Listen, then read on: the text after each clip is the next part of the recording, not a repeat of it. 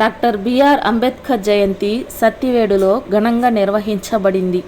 ఇందులో పలు దళిత సంఘాలు, రాజకీయ నాయకులు, మహిళలు మరియు యువకులు అందరూ పాల్గొని ర్యాలీ చేపట్టి ఈ కార్యక్రమాన్ని జయప్రదంగా నిర్వహించారు.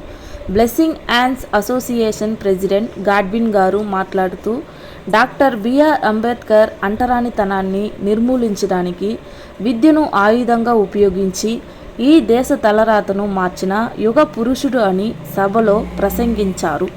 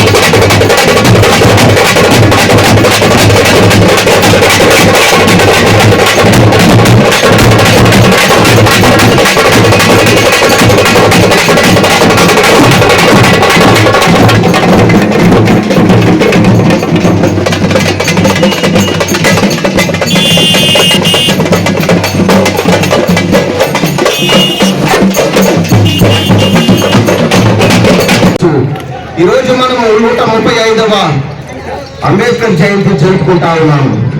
చూడండి, అంబేద్కర్ గారు మన కొరకు ఎన్నో విధములుగా కష్టాలు, అంటే ముందస్తుగానే ఈ భారతదేశంలో ఈ అంటరానితనాన్ని ఎలా నిర్మూలించాలి, ఈ అంటరానితనము మనము ఎలా అతను కష్టపడాలనే దాన్ని ఆలోచించి ఆ అంటరానితనాన్ని నిర్మూలించాలని ఆయన చేతులు ఎత్తినటువంటి ఒకే ఒక ఆయుధం ఏంటంటే విద్య.